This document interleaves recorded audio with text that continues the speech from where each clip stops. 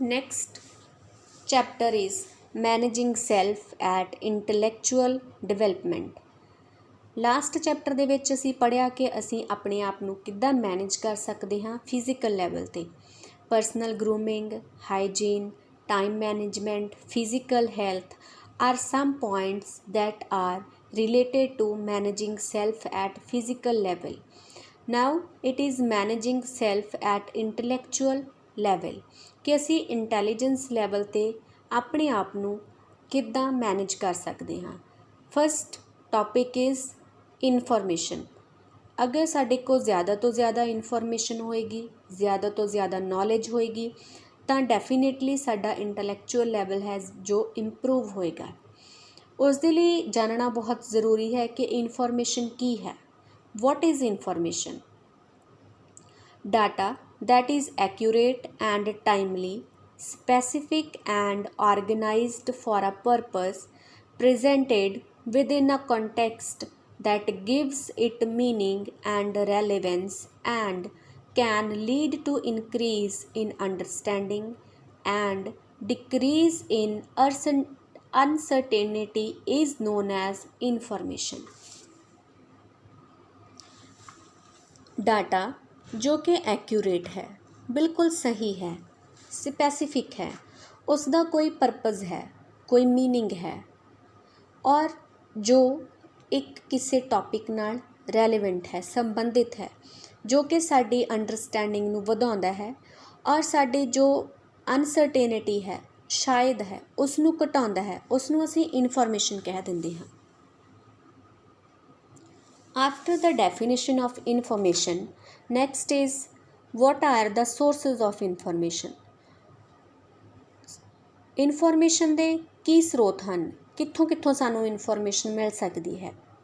Various type of information sources are available which are explained below. ਬਹੁਤ ਸਾਰੀਆਂ types ਨੇ information ਦੇ sources ਦੀਆਂ ਜਿਹੜਾ ਕਿ ਹੇਠਾਂ ਦਿੱਤੇ ਅਨੁਸਾਰ ਐਕਸਪਲੇਨ ਕੀਤੀਆਂ ਗਈਆਂ ਹਨ। First is magazine.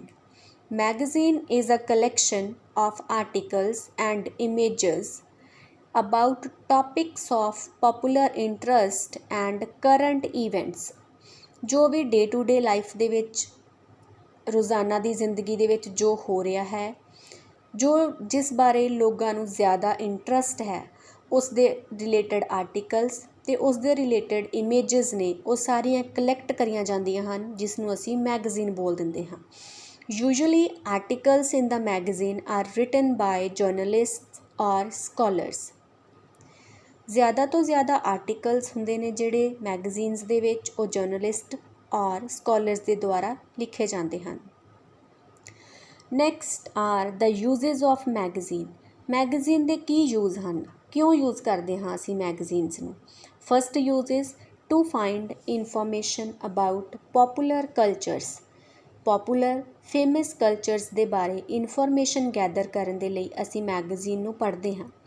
ਉਸ ਦੇ ਰਿਲੇਟਡ ਇਨਫੋਰਮੇਸ਼ਨ ਨੂੰ ਕਲੈਕਟ ਕਰਨ ਦੇ ਲਈ ਅਸੀਂ ਮੈਗਜ਼ੀਨ ਯੂਜ਼ ਕਰਦੇ ਹਾਂ। Second use is to find up to date information about current events. ਜੋ ਵੀ ਡੇ ਟੂ ਡੇ ਲਾਈਫ ਦੇ ਵਿੱਚ, ਪ੍ਰੈਜ਼ੈਂਟ ਦੇ ਵਿੱਚ ਚੱਲ ਰਿਹਾ ਹੈ, ਜੋ ਇੰਪੋਰਟੈਂਟ ਈਵੈਂਟਸ ਹਨ, ਉਹਨਾਂ ਦੇ ਬਾਰੇ ਇਨਫੋਰਮੇਸ਼ਨ ਨੂੰ ਇਕੱਠੀ ਕਰਨ ਦੇ ਲਈ ਅਸੀਂ ਮੈਗਜ਼ੀਨਸ ਨੂੰ ਯੂਜ਼ ਕਰਦੇ ਹਾਂ। Next source of information is journals. A journal is a collection of articles usually written by scholars in an academic or professional field. ਅਗਰ ਅਸੀਂ ਸਟੱਡੀ ਨਾਲ ਰਿਲੇਟਡ ਜਾਂ ਫਿਰ ਪ੍ਰੋਫੈਸ਼ਨਲ ਵਰਕ ਨਾਲ ਰਿਲੇਟਡ ਕੋਈ ਇਨਫੋਰਮੇਸ਼ਨ ਗੇਨ ਕਰਨੀ ਚਾਹੁੰਦੇ ਹਾਂ ਤਾਂ ਅਸੀਂ ਇੱਕ ਜਰਨਲ ਨੂੰ ਚੂਜ਼ ਕਰਾਂਗੇ। An editorial board reviews articles to decide whether they should be accepted. Journals ਜਿੱਥੇ ਪਬਲਿਸ਼ ਹੁੰਦੇ ਹਨ ਉੱਥੇ ਇੱਕ ਐਡੀਟੋਰੀਅਲ ਬੋਰਡ ਬਣਾਇਆ ਜਾਂਦਾ ਹੈ ਜਿਹੜਾ ਕਿ ਡਿਸਾਈਡ ਕਰਦਾ ਹੈ ਕਿ ਕਿਹੜੇ ਆਰਟੀਕਲਸ ਨੂੰ ਉਹਨਾਂ ਨੇ ਚੂਜ਼ ਕਰਨਾ ਹੈ ਅਤੇ ਪਬਲਿਸ਼ ਕਰਨਾ ਹੈ। Next are the uses of journals. Journals ਦੇ ਕੀ ਯੂਜ਼ਸ ਹਨ? ਕਿਉਂ ਯੂਜ਼ ਕੀਤਾ ਜਾਂਦਾ ਹੈ? ਕਿਉਂ ਪੜ੍ਹਿਆ ਜਾਂਦਾ ਹੈ ਜਰਨਲਸ ਨੂੰ? First one is when doing scholarly research. ਜਦੋਂ ਅਸੀਂ ਕੋਈ ਹਾਇਰ ਸਟੱਡੀ ਕਰਦੇ ਹਾਂ, ਕੋਈ ਰਿਸਰਚ ਕਰਨੀ ਪੈਂਦੀ ਹੈ, ਤਾਂ ਜੋ ਸਾਡੇ ਤੋਂ ਪਹਿਲਾਂ ਸਕਾਲਰਸ ਰਿਸਰਚ ਕਰ ਚੁੱਕੇ ਹਨ, ਉਹਨਾਂ ਦੇ ਉਸ ਪਰਟੀਕੂਲਰ ਟੌਪਿਕ ਨੂੰ ਲੈ ਕੇ ਕੀ ਰਿਵਿਊਜ਼ ਹਨ, ਕੀ ਉਹਨਾਂ ਦੇ ਐਕਸਪੀਰੀਅੰਸਿਸ ਹਨ। ਜਦੋਂ ਅਸੀਂ ਉਸ ਨਾਲ ਰਿਲੇਟਡ ਇਨਫੋਰਮੇਸ਼ਨ ਗੇਨ ਕਰਨੀ ਹੁੰਦੀ ਹੈ ਤਾਂ ਅਸੀਂ ਇੱਕ ਉਸ ਦੇ ਦੁਆਰਾ ਲਿਖੇ ਗਏ ਜਰਨਲ ਨੂੰ ਪੜ੍ਹਦੇ ਹਾਂ। Second one is to find out what has been studied on your topic।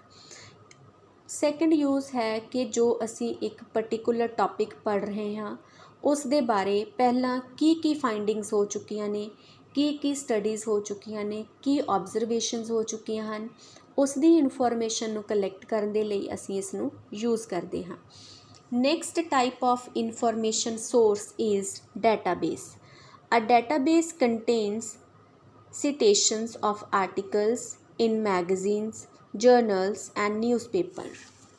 Some database contains abstracts or brief summaries of articles, while other database contains complete full text articles. Database ਕਿਸੇ magazine, ਕਿਸੇ general ਜਾਂ newspaper ਦੀ ਜੋ reference ਸਾਨੂੰ internet ਦੇ ਉੱਪਰ available ਹੁੰਦੀ ਹੈ ਉਸ ਨੂੰ ਡਾਟਾਬੇਸ ਆਖਿਆ ਜਾਂਦਾ ਹੈ। ਕੁਝ ਡਾਟਾਬੇਸ ਦੇ ਕੋਲ ਸਿਰਫ ਬਰੀਫ ਔਰ ਸ਼ਾਰਟ ਸਮਰੀਜ਼ ਹੁੰਦੀਆਂ ਨੇ ਇੱਕ ਪਰਟੀਕੂਲਰ ਆਰਟੀਕਲ ਦੀਆਂ, ਜਦ ਕਿ ਕੁਝ ਡਾਟਾਬੇਸ ਦੇ ਕੋਲ ਕੰਪਲੀਟ ਇਨਫੋਰਮੇਸ਼ਨ ਹੁੰਦੀ ਹੈ ਉਸ ਇੱਕ ਪਰਟੀਕੂਲਰ ਟੌਪਿਕ ਦੀ। ਬੇਸਿਕਲੀ ਜੋ ਵੀ ਅਸੀਂ ਇੰਟਰਨੈਟ ਦੇ ਉੱਪਰ ਸਰਚ ਕਰਦੇ ਹਾਂ, ਵੈਬਸਾਈਟ ਦੇ ਉੱਪਰ ਦੇਖਦੇ ਹਾਂ, ਉਹਨਾਂ ਨੂੰ ਡਾਟਾਬੇਸ ਬੋਲਿਆ ਜਾਂਦਾ ਹੈ। Next are the uses of database.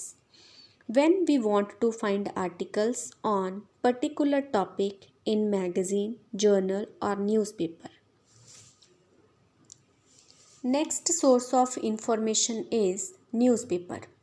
A newspaper is a collection of articles about current events, usually published daily. It is one of the great source of information. Newspaper everyone knows daily basis ਦੇ ਉੱਪਰ publish ਹੋਣ ਵਾਲੀ information about the current events that are happening in our own area at national or international level. ਇਹ information ਦਾ ਸਭ ਤੋਂ good and great source ਹੈ। Next are the uses of information. Next are the uses of newspaper. First use is to find current information about international, national and local events. अगर सी information gather करनी है किसी event दी जो साडे locally या फिर national level ते या फिर इंटरनैशनल लैवल ते है ਤਾਂ ਅਸੀਂ ਇੱਕ ਨਿਊਜ਼ਪੇਪਰ ਨੂੰ ਯੂਜ਼ ਕਰਾਂਗੇ। ਟੂ ਫਾਈਂਡ ਐਡੀਟੋਰੀਅਲ, ਐਕਸਪਰਟ ਔਰ ਪੋਪੂਲਰ ਓਪੀਨੀਅਨਸ। ਕਿਸੇ ਇੱਕ ਸਪੈਸੀਫਿਕ ਟੌਪਿਕ ਦੇ ਉੱਪਰ ਕਿਸੇ ਐਕਸਪਰਟ ਦੇ ਜਾਂ ਕਿਸੇ ਫੇਮਸ ਪਰਸਨੈਲਿਟੀ ਦੇ ਕੀ ਓਪੀਨੀਅਨਸ ਨੇ, ਉਹਨਾਂ ਨੂੰ ਪੜ੍ਹਨ ਦੇ ਲਈ, ਉਹਨਾਂ ਨੂੰ ਜਾਣਨ ਦੇ ਲਈ ਅਸੀਂ ਇੱਕ ਨਿਊਜ਼ਪੇਪਰ ਪੜ੍ਹਨਾ ਪਸੰਦ ਕਰਾਂਗੇ। Next source of information is book. Books cover any topic about fact or fiction. For research purposes, we will probably look for books that synthesize all the information on one topic to support a particular thesis. Books ਕੀ ਨੇ? ਇੱਕ particular topic ਦੇ ਉੱਪਰ ਜੋ ਵੀ information available ਹੈ ਉਹ ਸਾਰੀ ਸਾਨੂੰ ਇੱਕ book ਦੇ ਵਿੱਚ ਮਿਲ ਸਕਦੀ ਹੈ। Uses of books. When looking for lots of information on one topic, अगर एक टॉपिक ਦੇ ਉੱਪਰ ਸਾਨੂੰ ਕੰਪਲੀਟ ਐਂਡ ਥੋਰੋ ਇਨਫੋਰਮੇਸ਼ਨ ਚਾਹੀਦੀ ਹੈ ਤਾਂ ਅਸੀਂ ਬੁੱਕ ਯੂਜ਼ ਕਰਾਂਗੇ। Next is to find historical information. ਸਾਡੀ ਹਿਸਟਰੀ ਦੇ ਵਿੱਚ ਜੋ ਵੀ ਇਵੈਂਟਸ ਹੋ ਚੁੱਕੇ ਹਨ, ਜੋ ਵੀ ਸਾਡੀ ਹਿਸਟਰੀ ਨਾਲ ਰਿਲੇਟਡ ਇਵੈਂਟਸ ਹਨ, ਟੌਪਿਕਸ ਹਨ, ਉਹਨਾਂ ਦੇ ਬਾਰੇ ਇਨਫੋਰਮੇਸ਼ਨ ਗੈਦਰ ਕਰਨ ਦੇ ਲਈ ਅਸੀਂ ਕੋਈ ਹਿਸਟੋਰੀਕਲ ਬੁੱਕ ਨੂੰ ਪੜ੍ਹਨਾ ਚਾਹਾਂਗੇ। Next is to find summaries of research to support an argument. ਕਿਸੇ ਇੱਕ ਪਰਟੀਕੂਲਰ ਆਰਗੂਮੈਂਟ ਨੂੰ ਜੋ ਵੀ ਸਮਰੀਜ਼, ਜੋ ਵੀ ਇਨੋਵੇਸ਼ਨਸ, ਡਿਸਕਵਰੀਜ਼ ਸਪੋਰਟ ਕਰਦੀਆਂ ਨੇ, ਉਹਨਾਂ ਦੀ ਇਨਫੋਰਮੇਸ਼ਨ ਲੈਣ ਦੇ ਲਈ ਅਸੀਂ ਉਸ ਟੌਪਿਕ ਨਾਲ, ਆਰਗੂਮੈਂਟ ਨਾਲ ਰਿਲੇਟਡ ਬੁੱਕ ਨੂੰ ਪੜ੍ਹਾਂਗੇ। Next source of information is website. The web allows you to access most type of information on the internet through a browser. ਅਗਰ ਤੁਸੀਂ ਇੰਟਰਨੈਟ ਦੇ ਉੱਪਰ ਕਿਸੇ ਇੱਕ ਟੌਪਿਕ ਨੂੰ ਲੈ ਕੇ ਇਨਫੋਰਮੇਸ਼ਨ ਗੈਦਰ ਕਰਨੀ ਚਾਹੁੰਦੇ ਹੋ ਤਾਂ ਅਸੀਂ ਵੈਬਸਾਈਟ ਨੂੰ ਯੂਜ਼ ਕਰਦੇ ਹਾਂ। ਵੈਬਸਾਈਟ ਯੂਜ਼ ਕੀਤੀ ਜਾਂਦੀ ਹੈ। The web contains information beyond plain text including sounds, videos and graphics. Websites ਨੇ ਜੋ ਉਹ ਬਾਕੀ ਦੇ ਇਨਫੋਰਮੇਸ਼ਨ ਦੇ ਸੋਰਸਿਸ ਤੋਂ ਬਿਲਕੁਲ ਡਿਫਰੈਂਟ ਹਨ, ਕਿਉਂਕਿ ਵੈਬਸਾਈਟਸ ਦੇ ਉੱਪਰ ਸਿਰਫ ਸਾਨੂੰ ਟੈਕਸਟ ਹੀ ਨਹੀਂ ਮਿਲਦਾ, ਅਸੀਂ ਸਾਊਂਡਸ ਵੀ ਸੁਣ ਸਕਦੇ ਹਾਂ, ਉਸ ਟੌਪਿਕ ਨਾਲ ਰਿਲੇਟਡ ਉਸ ਦੀਆਂ ਵੀਡੀਓਜ਼ ਵੀ ਦੇਖ ਸਕਦੇ ਹਾਂ ਔਰ ਅਸੀਂ ਉਸ ਦੇ ਬਾਕੀ ਵਿਜ਼ੂਅਲਸ ਗ੍ਰਾਫਿਕਸ ਨੂੰ ਵੀ ਦੇਖ ਜਾਂ ਸੁਣ ਸਕਦੇ ਹਾਂ। Next are the uses of websites. Websites ਦੇ ਕੀ ਯੂਜ਼ ਨੇ, ਕਦੋਂ ਯੂਜ਼ ਕਰਦੇ ਹਾਂ ਅਸੀਂ ਵੈਬਸਾਈਟਸ ਨੂੰ? Number 1 to find current information. In ਸਾਡੀ ਪ੍ਰੈਜ਼ੈਂਟ ਲਾਈਫ ਦੇ ਵਿੱਚ ਕੀ ਚੱਲ ਰਿਹਾ ਹੈ, ਪ੍ਰੈਜ਼ੈਂਟ ਸਿਨੈਰੀਓ ਦੇ ਵਿੱਚ ਕੀ ਇਵੈਂਟਸ ਹੈਲਡ ਹੋ ਰਹੇ ਹਨ, ਉਹਨਾਂ ਦੇ ਬਾਰੇ ਇਨਫੋਰਮੇਸ਼ਨ ਕਲੈਕਟ ਕਰਨ ਦੇ ਲਈ ਅਸੀਂ ਵੈਬਸਾਈਟਸ ਯੂਜ਼ ਕਰਾਂਗੇ। Second use is to find information about companies. For example, ਇੱਕ ਪਰਸਨ ਚਾਹੁੰਦਾ ਹੈ ਕਿ ਉਹ ਕਿਸੇ ਨੈਸ਼ਨਲ ਲੈਵਲ 'ਤੇ ਇੰਟਰਨੈਸ਼ਨਲ ਲੈਵਲ 'ਤੇ ਕਿਸੇ ਕੰਪਨੀ ਦੇ ਵਿੱਚ ਜੋਬ ਕਰੇ ਤਾਂ ਆਪਣੇ ਘਰ ਬੈਠੇ ਬੈਠੇ ਉਸ ਦੀ ਇਨਫੋਰਮੇਸ਼ਨ ਕਿੱਦਾਂ ਗੇਨ ਕੀਤੀ ਜਾ ਸਕਦੀ ਹੈ? It is very simple, just use the websites on the internet to collect all the information related to any company, any organization that is located in our own country or in any foreign country. Second use is to find expert and popular opinions regarding various facts.